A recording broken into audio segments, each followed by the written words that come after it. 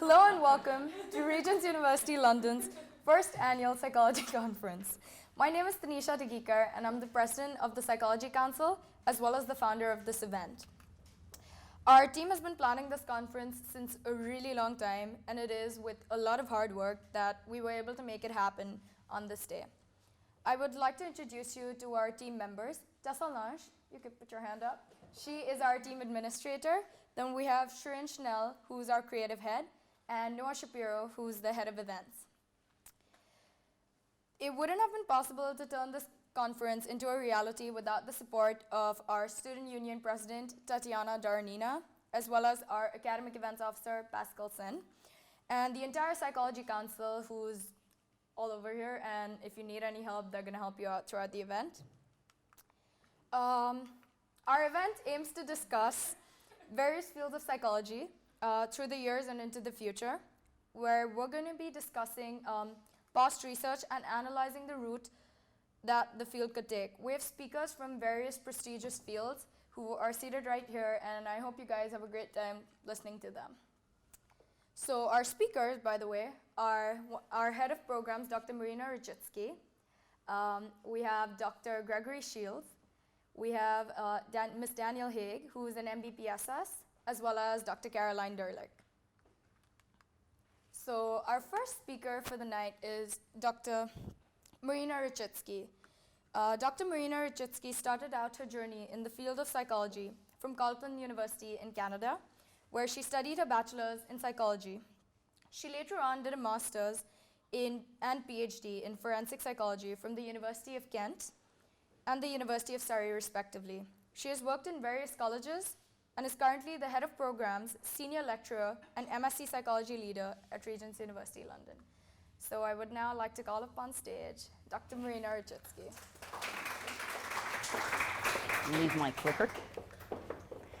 All right, so considering that we have only 15 minutes to talk very, very quickly, I thought I'll give you a broad overview of forensic psychology and where it started from. So as Tanisha already mentioned, I started out my forensic psychology interest from 2001. And at that time, it was a very popular field, primarily because of CSI. The media was booming with all of the CSI stuff. So the first season came out in 2000. So this is right before I get to bachelor's, really excited. And after that, you had numerous TV shows that followed. And, so CSI Miami and CSI New York, we kept franchising. And then we moved to a whole bunch of other TV series. So it was a really sexy topic at the time, really exciting stuff. And as you're coming in, you're thinking, this is exciting stuff. I'm going to be part of a crime scene. I'm going to be investigating crimes. I'm going to save people. I'm going to save the world one criminal at a time by solving one crime at a time. It's really exciting stuff happening. But then as you get through it, you start realizing, well, wait a minute, actually forensic psychology is not about solving crimes. It is about legal decisions. It's all about court. And you're actually doing research rather than doing anything else. You're sitting in a lab, you're the crazy scientist sitting in the lab, thinking, observing, experimenting, but nobody asks you what's going on. So you start realizing that actually you don't have a lot of routes to go forward.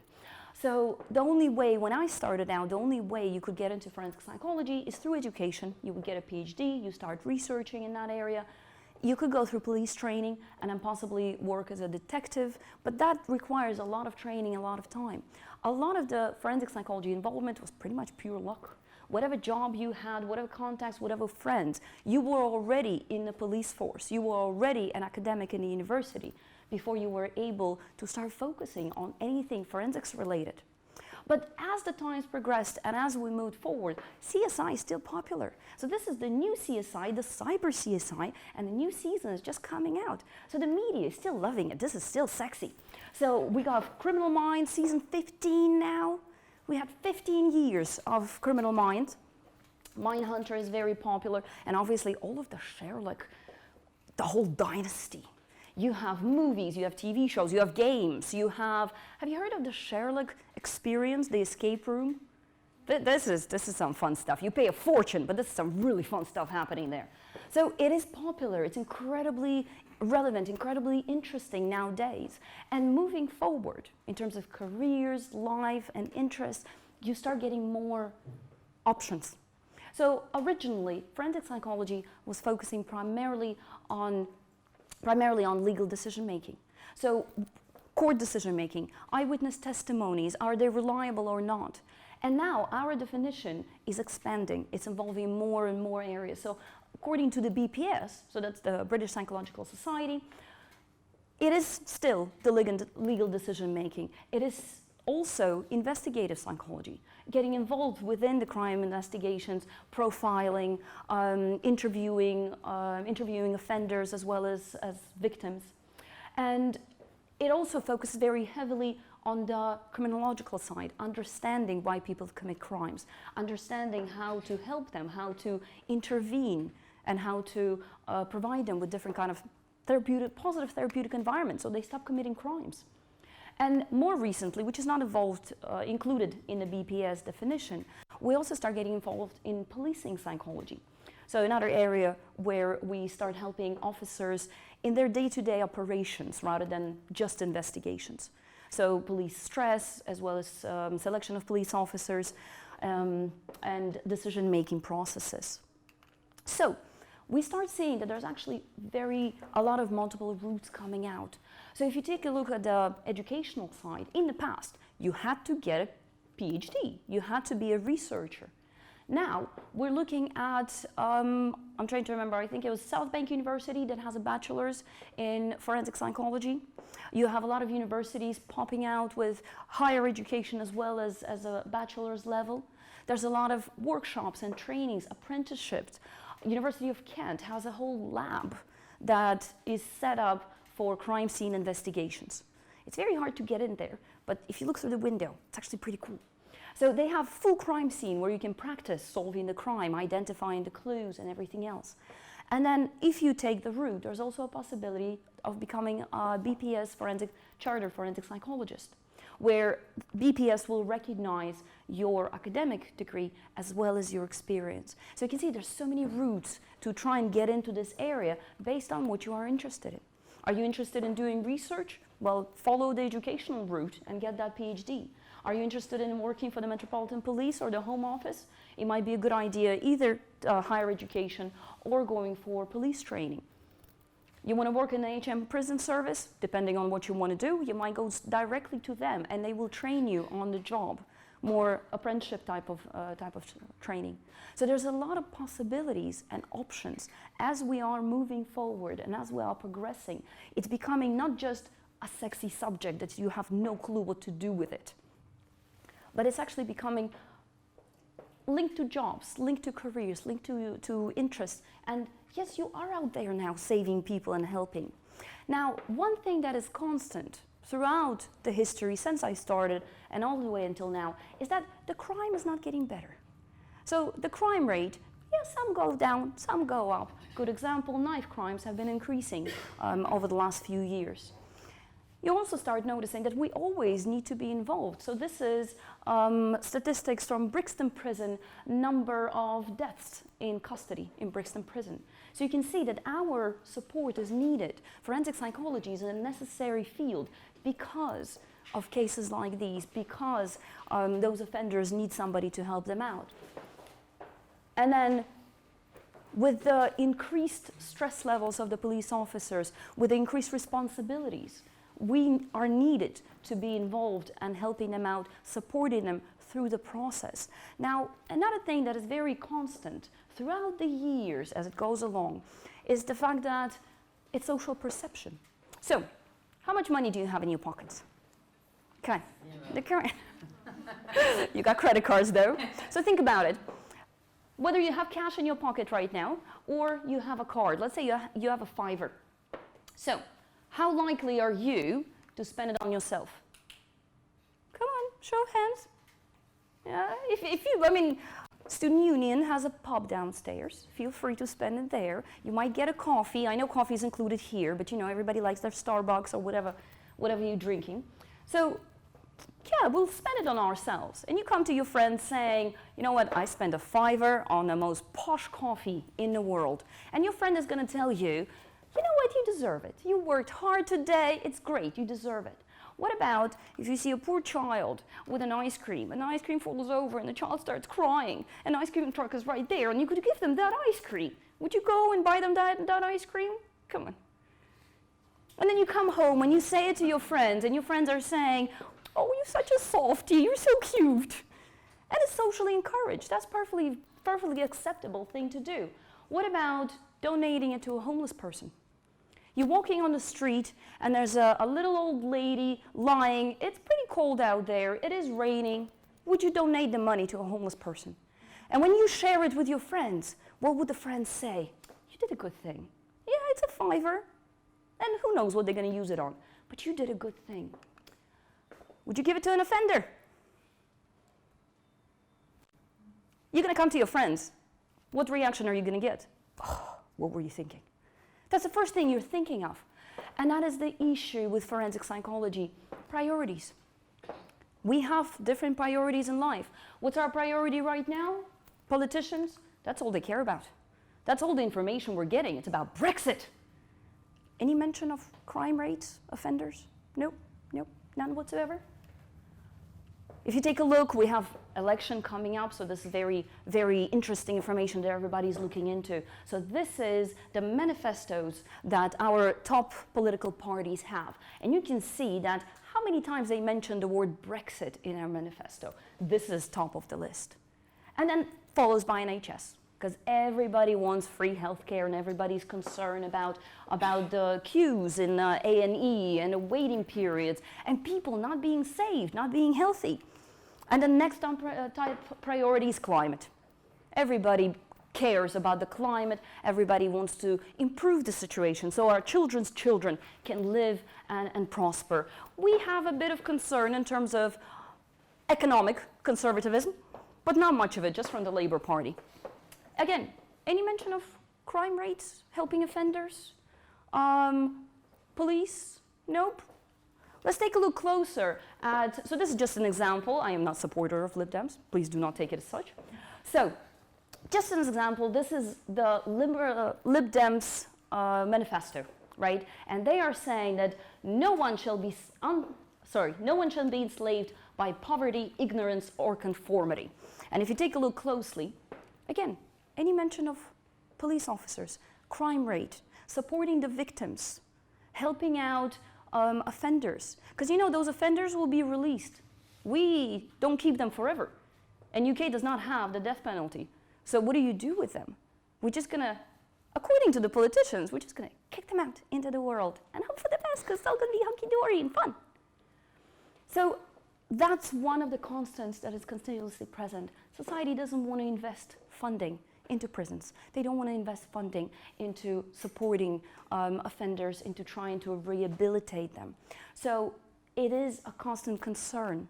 So in terms of the outlook and where forensic psychology is going, well, it is in high demand. It is something that there's always going to be jobs, there's always going to be people needing you and needing your help and needing your support.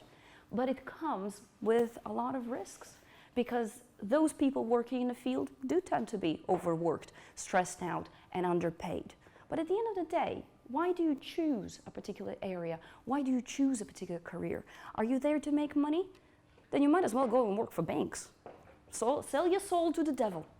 Or are you there to help people and to make a difference? And this is where the future of forensic psychology is. We can get involved, we can make a difference, and we can take it further. Yes, it's not going to pay a ton, but this is where you find yourself a partner who does this, and you do this. So they make the money, and you make a difference. So if you have any questions about forensic psychology and where it's going, we'll have a bit of a panel discussion subsequent to that. Here we go.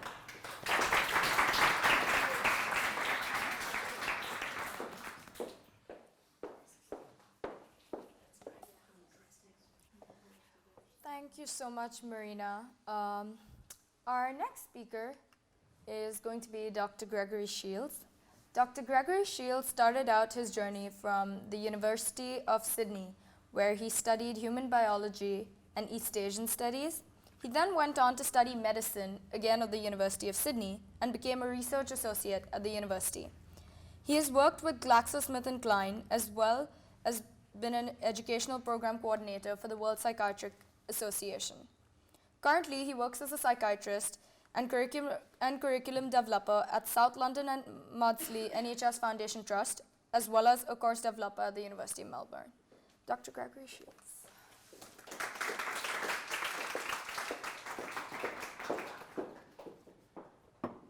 Thank you very much. Well, you've encapsulated my entire career there.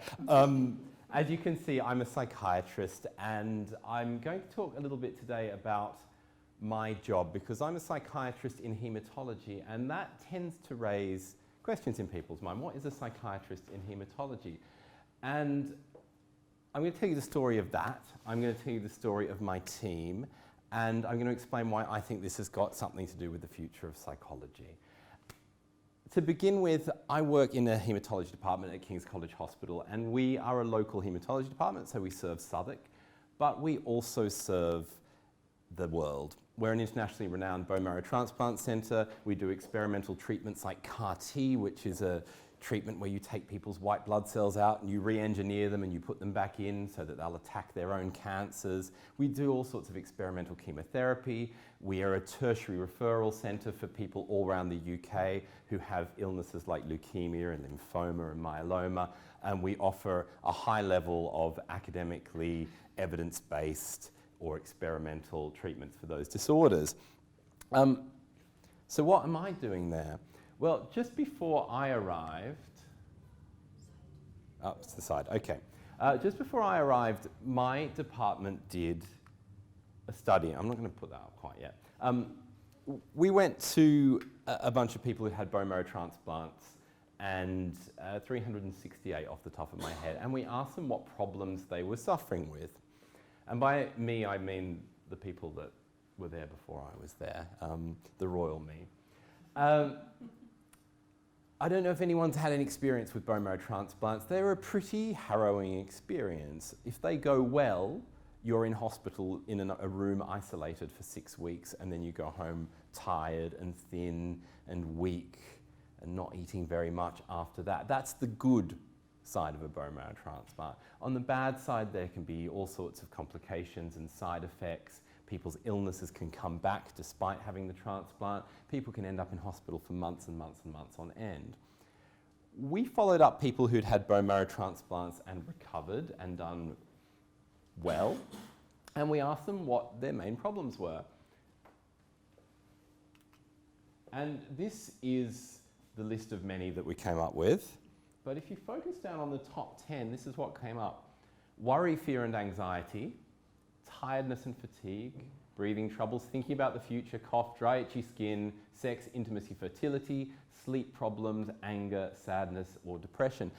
You've probably worked out by now that a good 4 or 5 of those are obviously psychological symptoms. And then if you look at other things like tiredness and fatigue, even breathing, sex, intimacy, sleep problems, these things have a big psychological component. So when we asked people in our department that had had one of our mainstay treatments what their problems were, they came up with a list that was largely psychological. So, and this is how the full list pans out. So you've got physical concerns. Yeah, half people have physical concerns. Well, that makes sense. But then we've got this other half with family relationships, spiritual, very small amount, emotional, obviously a really big amount, and practical things like how do I get to places, how do I get to my appointments, I've got money issues, I've got housing issues, those sorts of practical issues. That's the end of my slides. The rest will just be me talking.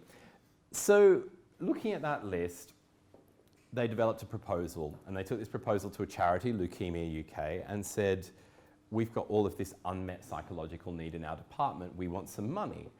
And that's how they funded my role. Not only did it fund my role, it funded a psychologist and a social worker, and that's in addition to 2 counsellors, so 2 very experienced haematology counsellors who'd been there for 5 years. So there's 5 of us. And I'm going to say a little bit about my role to begin with, and I'm going to talk about what our team does. So I'm a psychiatrist. I went through medical school. I did all the usual stuff. I don't know if you know what the usual stuff is. The usual stuff is traipsing around the hospital all hours of the night looking very upset and stressed and tired. That's essentially what the usual stuff is. Then I decided that I wanted to be a psychiatrist. I think I decided by the time I was in my 2nd year of medical school that I wanted to do something above the neck that wasn't surgery. So it was going to be neurology or psychiatry. And it really took me until my 3rd, 4th year after medical school to decide that psychiatry was the way I was going to go. So I then went and became a junior psychiatry trainee, which was another 3 years of walking around all hours of the night looking tired and stressed and exhausted. And then I became a senior registrar. And my senior training was in adult psychiatry, and my focus was on 2 main things: psychotherapy, so psychodynamic therapies, and memory and cognition. So I have sort of 2 ends, this sort of mindy end and this sort of brainy end with brain damage and memory problems and dementias. And then the opportunity to apply for this job came up, and I found myself working in a haematology department. What I do day to day is really diverse, and that's one of the things I really love about this job. Because of the sorts of people that we have coming into the department, any one of us could have a haematological disorder. At any age, from children to older people. I see this huge cross-section of people with a huge cross-section of problems. And the problems that I see range from severe mental illness to the sorts of things that a GP might see day to day. And I think one of the advantages of having someone like me around is that our patients have a lot of appointments. They see doctors and dermatologists and this person and that person, this person. They're going from appointment to appointment to appointment non-stop throughout the week, particularly people who've had bone marrow transplants or people who've got active cancers. And so being able to see a psychiatrist rather than being told, oh, you've got to see a GP and the GP will refer you here, refer you here, they get a bit of a one-stop shop to see me. And the sorts of things I deal with in my job range from improvised couples counselling, talking about death, prescribing antidepressants, dealing with anxiety and depression, dealing with people's reactions to being stuck in hospital, dealing with people whose behaviour or thinking becomes so disturbed because they're delirious, they've had a bad reaction to chemotherapy, they have cancer in their brain, they have an infection, etc., etc.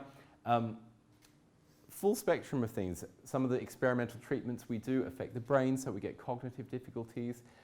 So I do a lot of this very doctory stuff, looking after people's brains, and then on the other hand, I do this other more psychotherapy side of things, looking after people with cancer, looking after people who are dying, looking after people who've recovered from cancer and have struggled to make a life in the wake of a cancer diagnosis and recovery. People tend to do okay while they're being treated, but then they get to the end of treatment and there's a sort of, what now? How do I deal with the worry about cancer coming back? All of those things can create psychological disturbance in one way or another. I deal with sleep every day. Almost every one of my patients has sleep difficulties, and so I do a lot of sleep medicine. So it's a really diverse job, and I love it. We have a psychologist who deals with a lot of the psychotherapeutic stuff that I've mentioned. We have a social worker who deals with anything that comes up in our patients, and that could be housing problems, how are my children going to get to school while I'm unwell. These are the sorts of things that we are dealing with day to day. The other thing that we do, and I want to talk a little bit about what's called, so we're called the King's Haematology Institute Mind and Body Program. That's what we are. But we're part of a bigger mind and body program. So the King's College Hospital has this thing called the Mind and Body Program, and it places psychiatrists and psychologists inside teams that deal with physical health, like kidney teams, heart failure teams, etc. The difference with our team particularly is that we sit in haematology. I work in the haematology department with the haematologist day by day. We're the only team in the whole of the mind-body program that does that. The rest of them sort of sit with the psychiatrists and psychologists and they consult with the other teams. So we're quite special. I like to think we're special.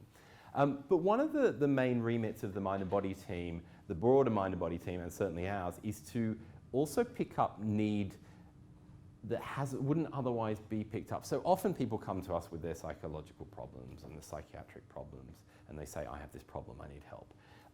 But we also expect that there's a bunch of people who are suffering for one reason or another, and we're not picking it up. Or, to be more direct, the haematology nurses and consultants aren't picking it up. So what we're doing is we're instituting a screening program. So all the new patients that come to our department get the mind and body screening. And the mind and body screening includes depression, anxiety screening, but it also includes other things like physical health, mobility, dietitian-related stuff, so weight loss, appetite, nausea, general quality of life screening, which picks up a lot of social things like leisure activities, access to transport and those sorts of things, money, pain scales, fatigue scales. So we're trying to collect this every 3 months on our new patients. So our new patients come in, we screen them, and we follow them up every 3 months. And out of that screening comes suggestions of interventions that we could offer people. So we have some relationship with the dietitians, we have some relationship with the physiotherapist. So we're able to take the information we get from that screening and offer our patients a really tailored care package. Tell me if I'm running over time as well, because I'm just talking. And this is a mind, and so one of the really important things that we tend to forget is the mind and body program is not a mind program, it's a mind and body program. And we're really interested in caring for people holistically. So this screening is one way of us picking up on those things and responding to them. And that's the remit of the mind and body program at King's. And what we're hoping to do within haematology is to set this as a national standard. So I'm going to quickly consult my notes because there were some things I wanted to cover. So I want to talk a little bit more generally about mental health, because some of you may have had experience in the mental health service in the UK, some of you may not. It's not dissimilar to other health services, but where I work in Denmark Hill, if you've ever been there, you have Denmark Hill, which is a fairly main road, and on one side you have King's College Hospital, which is a physical health hospital, and on the other side you have the Maudsley Hospital, which is a mental health hospital, and they're administered by completely different trusts. And some of us get to cross the road and work in both, but most people don't. And I think this is a sort of very concrete metaphor for how mental health is treated in the Western world, but very much in the UK. You have this stark separation of mental and physical health. But what we know is that mental health problems in people with chronic illnesses are hugely prevalent, and that chronic illness is a huge risk factor for mental health problems. It's a massive crossover. Things like diabetes has a huge crossover with depression. Heart failure and cardiac disease, heart attacks, huge crossover with depression. We know if you have depression, you're way more likely to have a heart attack. And if you have a heart attack, in the wake of having a heart attack, you're much more likely to develop depression, which makes you more likely to have another heart attack. So we know that health outcomes, both mentally and physically, are worse if you have one or the other together. Or comorbid mental and physical illness, as we call it.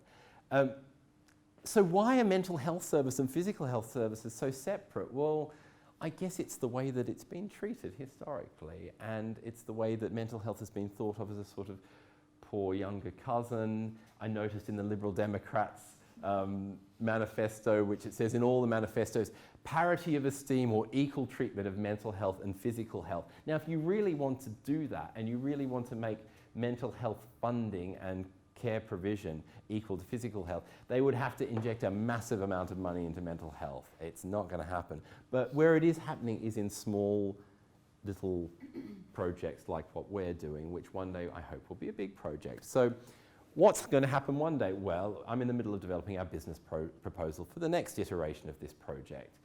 And on top of our already 2 counsellors, 1 psychiatrist/psychotherapist, psychologist and a social worker, we're asking for 2 more psychologists, a family therapist, 2 physiotherapists, 2 dietitians, a couple more. Oh, we've got 2 researchers. They just started today. Sorry guys. They do exist. So we have 2 researchers. So it's also a research project. We're generating data which will allow us to support the future proposal. Where was I? Family therapists, psychologists, psychotherapists, another psychiatrist maybe, some more researchers, a couple of admin people. We've been writing our Christmas list. So we're looking to find £10 million. And we're not going to get that. We're going to have to slightly scale back our expectations. But what we want to do is create a unit that not only does research, provides tailored clinical care, but does things like outreach. So we want to do prehabilitation. We want to take people who are going to have these awful treatments like bone marrow transplants and chemotherapy, and we want to get them fit, mentally and physically fit, before they have those treatments, so that they come out the other end better, more fit. We know that if people are weak and unwell when they go into something like this, they come out weaker and more unwell. We want to do outreach with intensive care. Lots of our patients end up in intensive care. We want to work with intensive care, our local intensive care department, to give our patients a better experience so that they're not so traumatised. Lots of little projects like this, and a lot of them include education. So we want to be able to educate our colleagues in the physical health world about managing mental health in their patients. Slowly but surely, we're achieving what I think is an ideal future integration of mental and physical health. Thank you very much. Thank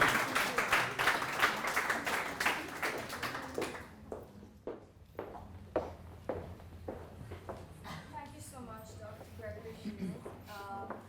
Now I would like to call upon the stage Ms. Danielle Haig, MBBSS. Ms. Danielle Haig started out her journey from University College London, where she studied ancient world, classical, Mediterranean, and Near Eastern studies along with archaeology, which is super interesting when it comes to psychology. She did her master's in psychology from University of Hertfordshire and went on to study at University of London colleges, such as Birkbeck and Goldsmiths respectively, to specialize in occupational psychology, counseling, and postgraduate coaching. She's currently a business psychologist, coach, and director at DH Coaching and Consulting, as well as a resident business psychology columnist at Startups Magazine. So, Ms. Danielle Haig. Thank you very much.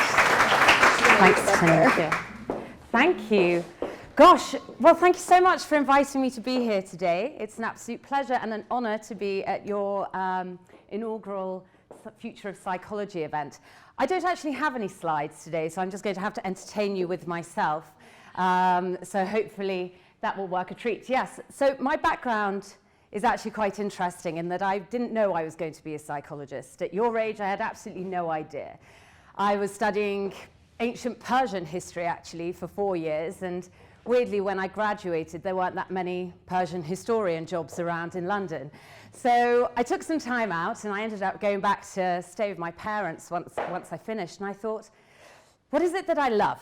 What is it that I've always been interested in? And it was people. I've always loved knowing about people. And psychology, and then later therapy, therapeutic training, it was like a language that I understood in the world. I could speak this language. This language made perfect sense to me, much more so than ancient Persian and Latin and Greek. So I decided to study and do a psychology conversion in Hertfordshire. So that was like 4 years squashed into 1 year. And it was pretty intensive. No one told me I had to do so much statistics. And, and so I decided to specialize in a personality trait called the Dark Triad. Has anyone heard of the Dark Triad? So it's a really interesting, you definitely will have heard of it. So it's a really interesting personality made up of Machiavellianism, narcissism, and psychopathy. And I started looking at the neuropsychological makeup of these brains and the frontal lobe function and things like that. And I thought, great, I'm going to be a psychologist now. But actually, you can't really do that. And you then have to specialize a little bit further. And by this point, I'd got dragged into the world of media.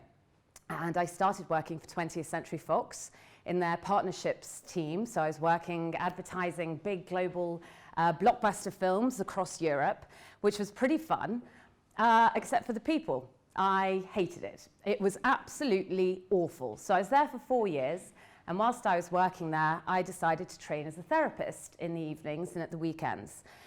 And this was an incredible experience for me, really understanding people, but from a very different perspective to psychology. So there were no more statistics, no more hard facts. Our exams were very different. We had a lot more conversation, and there was a lot more freedom of thought when it came to our opinions around human behavior. So that was incredible. And I had this class once, and it was about group dynamics. And I was listening to my counseling teacher telling me about why people behaved in with toxic behaviors when they were put into groups. And I thought, oh my God, this is why everyone in my office is a asshole, essentially. And I was like, oh my God, this is brand new information. I get it now. This is why everyone's behaving like this. I thought, if only we could learn about this in psychology. And then I discovered business psychology, and the rest was history. So I packed that all in, and I went back to university, and I specialized in business psychology at Goldsmiths. And by complete chance, there's a chap called Adrian Furnham, well, it's not a chap, he's Professor Adrian Furnham, a leading professor in business psychology from UCL. And he was giving a talk on, can you believe it, the Dark Triad. So actually, it's a funny story. He was in the pub after the talk, and he was sitting on this long, like trestle table here, and all the students sitting around listening to all of his stories and everything. And I thought, how am I going to start talking to this guy?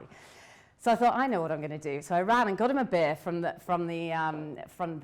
bar, and literally crawled under the table, pushed the girl out the way, and sat next to him and went, I've studied the Dark Triad before as well. And so we got chatting. I was also a UCL alum. And next thing I know, I'm building a psychometric test with one of the world's leading business psychologists. So it was a pretty interesting year for me, actually. And psychometrics is a big part of business psychology. I don't know if any of you know much about psychometrics, but it's not my favorite area, but it is a big part of business psychology. So just to finish off my background before we get stuck into that a little bit more. So after that, so I was trained in psychology, business psychology, and I'd done my counseling in between. And so after that, I did the natural progression for a business psychologist, which is some coaching training, which isn't that great. It's definitely more therapy than anything else, but I'll get into that again in a minute. And then, so after I'd finished all of that, finished my degree, and I thought, well, what am I going to do now? So I've got all of these qualifications and I don't know what to do. So fortunately, a startup called me up and said, hey, we're looking for a business psychologist. Do you want to come and build a psychometric test for me to recruit for people in the design industry? So I started working there, and not many people understand business psychology. Most people don't really understand what it is that we do or why we do it or how we do it. But I was told, right, build me a psychometric test. You've got about 3 months. I was like, that's not really how it works. That's not how we do research. We don't just make stuff up. You know, there's a long process that goes into this. And I realized this isn't going to work because they don't really understand what it is I want to do. And it was becoming quite a toxic environment. So I did something that I highly suggest none of you actually do. I've taken one for the team here.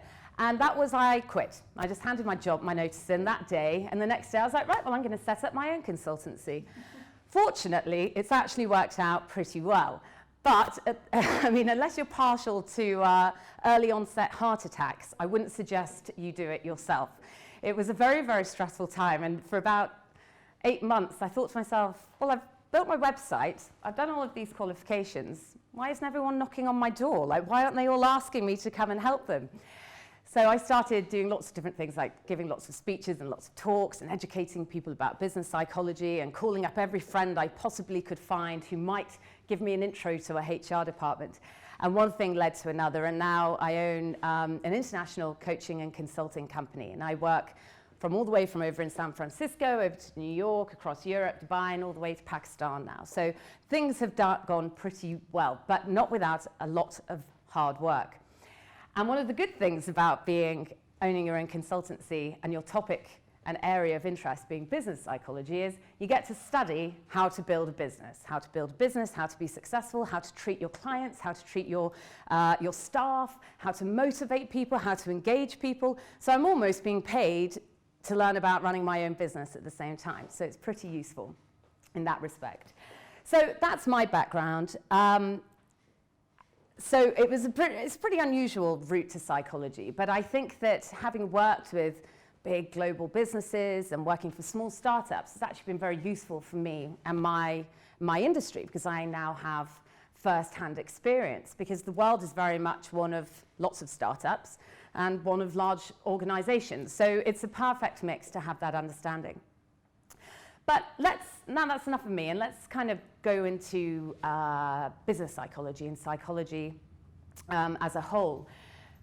Psychology is actually a booming industry. People might not know that, but statistically speaking, it's expected to boom from 2018 to 2028 by 14%, which is a huge statistic, actually, and it's a lot more than most other industries. It's interesting, and it's fundamental.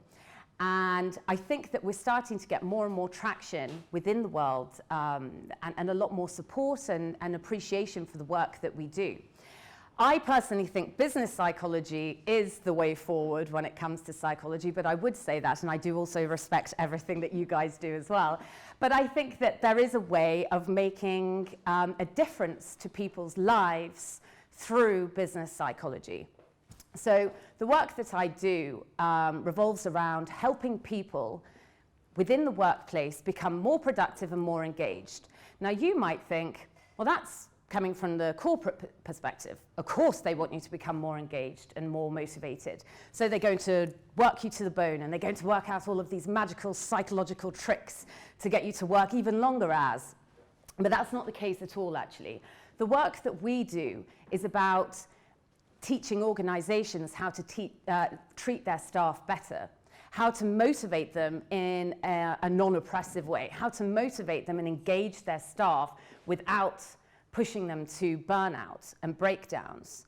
So we're trying to do the complete opposite. We're helping people on a very real basis, but essentially the corporates are paying for it. So we're doing all of those good stuff, the good things, you know, the monopoly man and the woman, but we're doing it in a different route. So we're still using evidence-based knowledge about how to engage staff, how to make sure that they are, mentally looked after with regards to their mental health, etc. So I don't think it's all bad, and I think that when we think about business psychology in corporates, I don't think it is about people selling their souls necessarily to the banks. I think that people are burning themselves out desperately. And people like myself, we go into organizations and we say, guys, you can't treat people like this. You're going to get a better result out of your staff if you treat them better, actually. So we do lots of workshops, we give lots of talks. I'm also a coach and a therapist, so I work with a lot of people on a one-to-one basis, helping them with their own mental health issues or giving them career advice, but it's generally mental health related issues. Gregory, your statistics, they resonated with me in that when people come to me saying, right, I'm here for corporate coaching and we're chatting about it, actually it's like, yeah, I've got some marital issues at home, or my kids are driving me mad, or this or that's happening, or I'm suffering from depression, or whatever it might be. It's generally not about the work itself. It's always about helping people on a very humanistic level. So that's a lot of, about business psychology. I'm just trying to think about all of the other things to do with the topic that you might be interested in. I'm sure there's lots, but you can ask me questions afterwards. And I think finally the last thing I want to do is to give a few words of advice based on business psychology. I think that the fact that we know that so many people are burning out, increasing numbers, I think the government paid Deloitte a few years ago to come up with a lot of research, and it said something like 75% of full-time employees in the UK are on the verge of burnout. And that's a really, really shocking statistic, and something that we really need to think about massively. So my first piece of advice would be to you, no matter what industry you go into, no matter what field, whether it's psychology or something else, and that is to really look after your own mental health, first and foremost. You cannot help others if you're not looking after yourself. Resilience, mental strength, are all fundamental factors for putting you in a very strong position in your career and your own person as well. And we know that burnout is getting younger and younger and younger. There are students coming out of university now who are already suffering from burnout and they haven't even started their careers. So you do need to start looking after yourselves in a very real way. Secondly, I would say, leading on from that, one of the best ways to remedy stressful situations, as you may or may not know as psychologists, is to have passion about what you do. Passion helps pressure. When you're passionate about what you do, the stress, it doesn't affect you the same way as if you're not passionate about it. So whatever you do, don't think necessarily about the money or whatever it might lead to. Think about, what do I love? What do I want to do on a daily basis? I can tell you, having worked in a job that I absolutely despised, to now running my own business, and it's tough running your own business, but I get up excited every single day. Every day is so glorious, and I cannot explain to you what a difference that makes to when you're waking up every day thinking, God, I just don't want to do this. I don't want to go in, I don't want to speak to those people, I don't want to do the job, and it's awful. So be passionate about whatever it is you do. And thirdly, psychology as a whole is getting so much more appreciation in the world. People are starting to take the statistics seriously. They're starting to understand the work that we do more and more and more. Be true to psychology. Use evidence-based practice. Give it a good name. And actually appreciate and respect the industry that you're moving into. Because if we keep making it better, then it's only going to grow more and more and more, and people are going to appreciate it more and more. And it's going to become more prominent. So the work that you do will matter far more. So be passionate about it and, be true to our science that we work in today. So thank you very much. Thank you. Okay, so does anyone have any questions for either of our speakers? Or do either of the speakers want to discuss something which they think would be super interesting? We can do it over a drink, I'll grab one for you as soon as I can. Anyone? Okay, Julia. I have a question about the area of hematology and psychology. What are the main difficulties in developing the current area in psychology and to conduct studies in the ethical way, both in gathering participants? Yeah, I think that in the area that I'm in, and I think this also goes for a lot of other chronic diseases and other parts of oncology, number one is that people get enrolled in a lot of studies. So I'm about to start a study on cognition with patients who are having this fairly experimental engineered white cell treatment. And I'm sort of sheepish about approaching people because I'm going to be the person from the 5th or 6th study that's approached them to enroll them, because it's a very new treatment. There's lots of research on it. So I think that in a way is a blockage, and I'm quite sensitive. Other people don't really care, but I'm quite sensitive about that stuff. And so, I think it is a barrier. People get bombarded and get tired. The same thing goes with our screening tools. So we're trying to present our screening tools as something that's really helpful for people. But they're tired. These people are tired. Their illnesses make them tired. The treatment makes them tired. Sitting on an iPad for 20 minutes filling in questionnaires is tiring. I think one of the big challenges, and one of the things that's really sort of my big interest long term in this, is the culture change aspect, though. The patients, of course, have their challenges, but the staff have more challenges. And I think because we're not just this little unit that sits in a department and does things when we're asked to. We're trying to get the haematologists and the haematology nurses to actively participate. And I have to say the haematology nurses are great. Consultant haematologists are not particularly good. Doctors are pretty stubborn.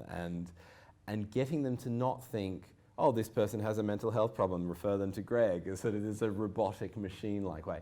But getting them to ask the patient, to talk to the patient, to integrate the conversations about people's mental health within their routine care. That's what we want. If I never had to get called again, that would be wonderful, because it would mean that the haematologists are having these conversations with the patients. Of course, I'm not asking to be psychologists or psychiatrists, but I'm asking for them to just as if you're asking how are you feeling, how are you sleeping, how's the medication, are you taking the medication, all these routine questions that doctors ask all the time. How are you coping? How are you going from the mental health perspective? We want these things to be part of the routine care.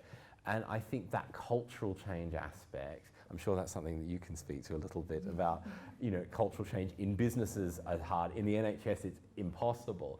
That's, I think, probably the biggest challenge in both conducting the research but also integrating the research with the clinical practice. Thank you very much. Sure. I have a question.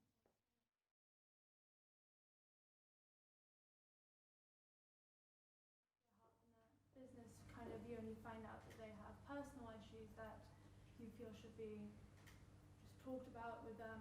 How would you carry on from that? Like, what would you advise them to do if you find out there's nothing you specifically could do? Do you mean with the individuals? Yeah. Well, because I'm obviously therapist and coach as well. So I do actually, me and my team, we work with them one-on-one quite a lot of the time. So it depends. People come to you with different things. So it depends whether the business wants a consultative approach or they want coaching. So coaching is a booming industry. I think it's now worth about $90 billion a year. It's massive. It's also massively unregulated, and hopefully it will get more and more regulated and it will start to change a little bit. But it is booming, and it's really positive, and it's a really useful tool because quite often, as I said, there are lots of personal issues that can have a massive impact on a business. So say, for example, you've got a member of the C-suite who has a massive insecurity about something. So you can sit, and they're essentially stopping an entire team from growing and reaching its potential. You're losing staff, retention rates are impacted. So just by working with one person for a few hours every couple of months or whatever, you can significantly change the way an entire business functions just by working with one person.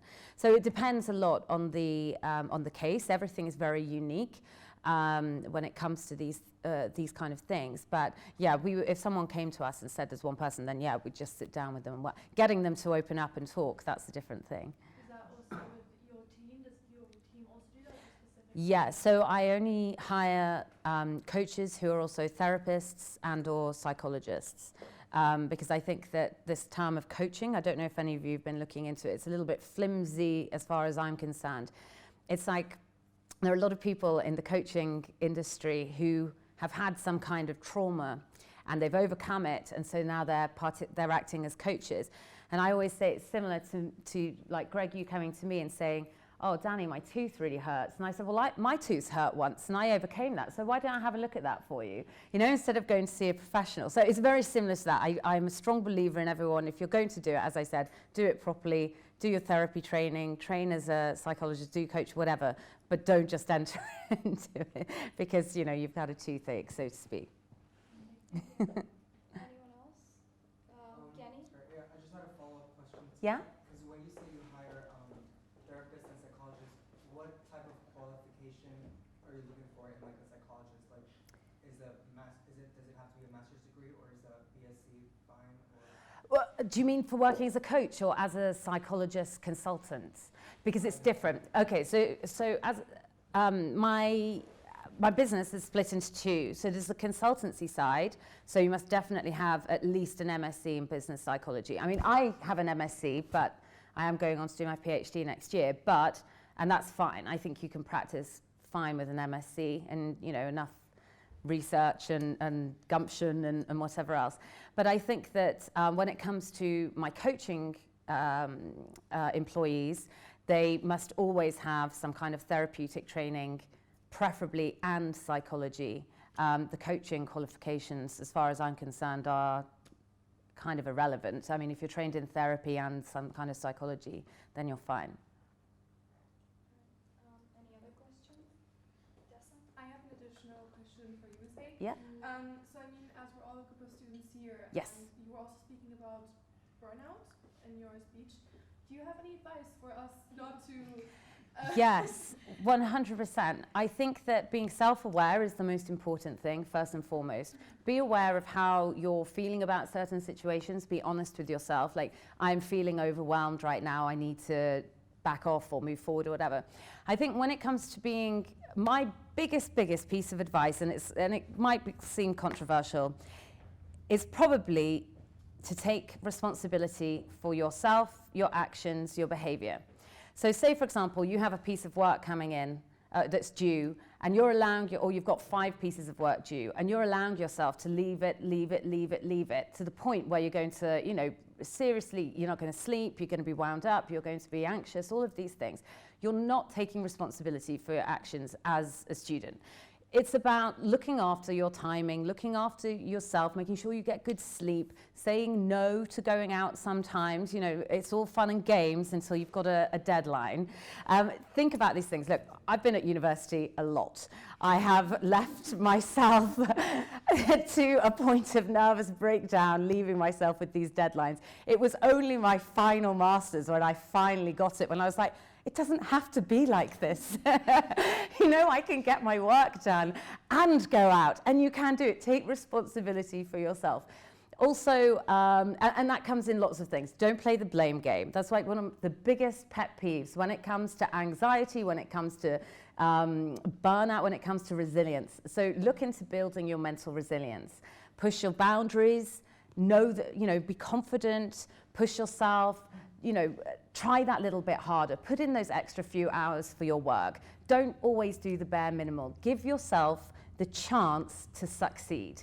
Don't like limit yourself by not giving yourself the time now, because you will regret it later, and you will just get such an incredible sense of accomplishment that will build your self-esteem. You'll feel confident. Other people will see what you're capable of doing, and then it's like a self-fulfilling prophecy. So look after yourself, put yourself first, and give yourself a fighting chance.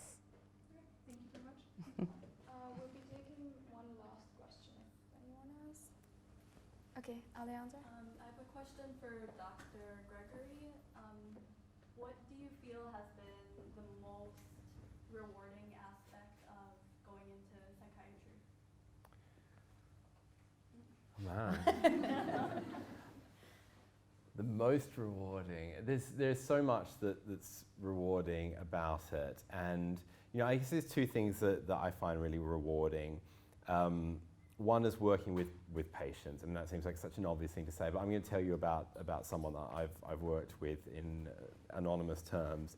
But a young woman who has been given an awful cancer diagnosis, who's going to die in the next 10 years, who has decided to have a very significant treatment that's going to affect her fertility, and also has a long history of mental illness.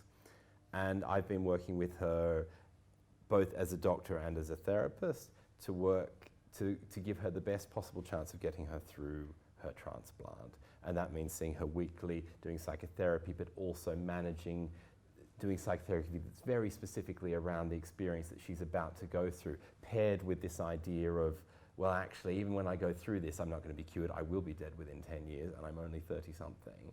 And being able to support someone through something like that and develop a relationship with them, with the idea that actually what they've got to come is not good, but we can do this in a way that makes it better. That is incredibly satisfying. Now, whether I'll succeed or not, I don't know.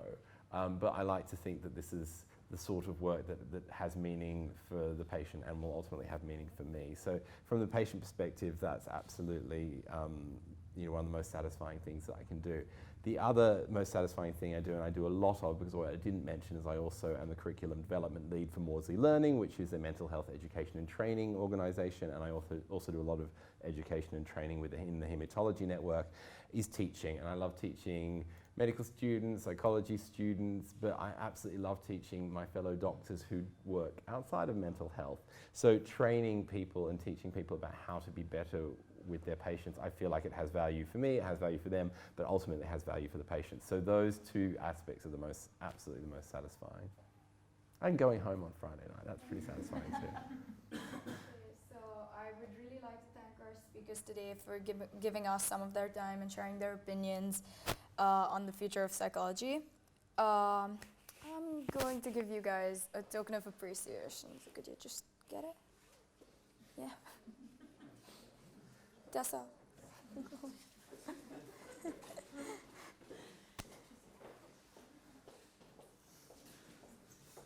gonna stand there. Just one. Yeah. So here's for Marina. Thank you so much. All right, go. And go give one to Dr. Caroline Durlick. I'm sitting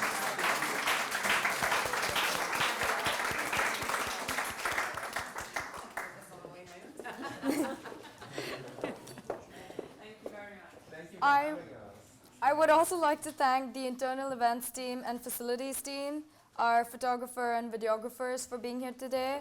And last but not least, thank you all for joining us today for our first ever annual psychology conference and helping make it a success.